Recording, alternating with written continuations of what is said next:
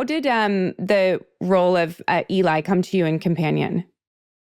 I mean, Eli was, that was the director and writer Dex who messaged my agent and wanted a meeting. I think they wanted to see like if I got the character and what I thought about him, and we met through Zoom.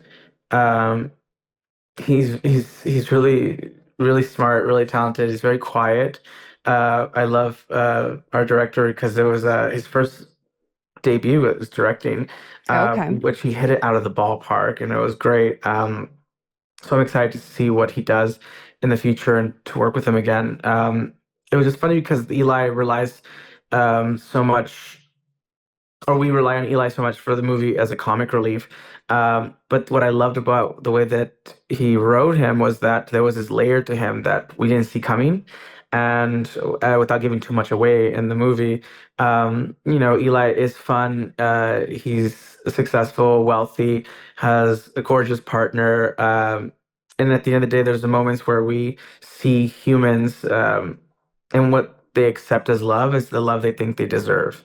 And sometimes we see that with our friends and like our peers, and we just see them Mm. in a relationship where we're like, I don't know if that's real or not. But like with Eli and his partner, the beautiful thing is that their relationship was the most authentic out of everyone in this story because they actually really truly genuinely loved each other, even when the truth surfaces Mm. about who each one of the partners is, without giving too much away. Yeah, I don't They, give too much away because I haven't seen the movie yet and I really want to see the movie. And I tried to get them to send me a copy and they didn't. And so now I'm like, okay, so I know nothing oh, you have to see it. other than what's written. Yeah, and it's very lovely. I think someone in Scotland saw the movie and did a video, and they said, with their, okay, I'm not even gonna try to do a beautiful Scottish accent, but they're like, just a companion.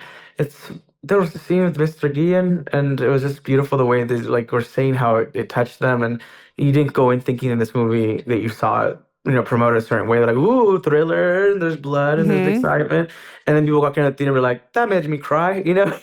They're I like. love that that was very convincing because I would have sounded like the leprechaun from Lucky Charms. Like Yeah. that's like, I didn't want to try to even do it, that's but it it. was such a beautiful accent.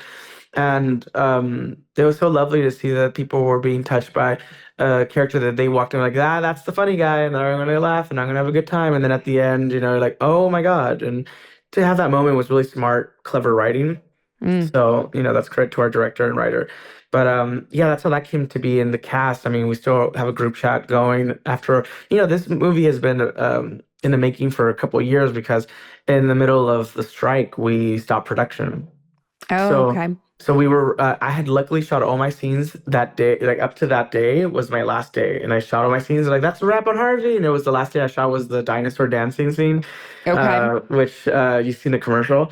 And then I was like, okay, you guys still have like they still had like another 3 weeks, I think, of filming. But I had finished because I was starting a new project. So I did all my stuff. And I was like, okay, well, I'll see you guys like in a couple months for the movie premiere or whatever. No, the strike happened that night at midnight, and then it stopped production for 6 months. So the And actor strike or the writer strike? the Because it was writer's already strike. written, right? It was already But written, yeah. but so it was already written. So technically, you guys could have kept Yes, going through the but writer strike, but then the actor right. strike. And then the Okay. actor strike happened. And so Okay. it elongated everything longer than it had to. So it was like pause, back, pause, and then a longer pause, and then eventually it was like, and we're back. But then people have moved on to their day jobs and like going to their Right. shows and whatnot. So the schedule was not aligned, and so they had to Mm. come back and shoot the rest of it. Since we took place and we shot in the summer, I shot all my scenes in the summer. It was like in the middle of the woods. It was hot, and it was summertime in upstate New York. And they had to come back to upstate New York in the winter and wear those summer outfits. Oh my God, And it's the worst at thing one ever. point, I think they were telling like, Sophie, because she was talking and you could see her breath, even though she's wearing nothing, she's barefoot and she's covered in blood.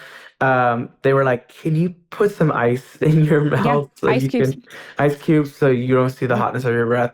And I was like, wow, it's like how no one knows like Hollywood looks so glamorous, I and all the know. stuff that happens. And Yeah. but yeah, that's how that project came to be. And the critics seem to love it, and everyone seems to have a great time with the movie. And Warner Brothers is really happy, and we're happy with it. The cast is lovely, and we're all still in touch. And we do love a good karaoke night, so that might happen soon.